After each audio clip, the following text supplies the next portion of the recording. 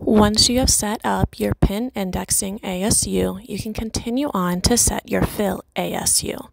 For that, you will go to your Setup, ASU, Fill ASU. If you have any number in your current pulses, you need to reset that. It should be 0. Then you hold down your head ASU until your bottle is filled to where you want it.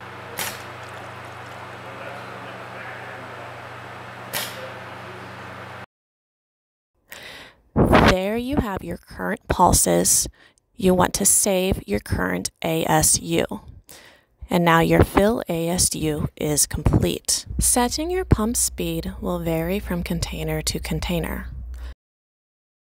The higher the speed, the more volume and pressure is pressed out. For a smaller container, stay with a lower speed.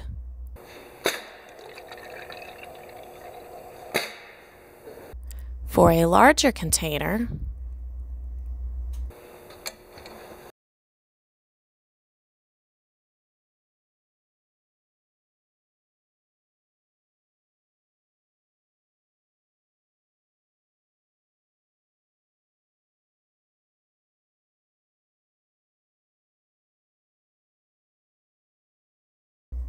you can raise it and it will fill much faster.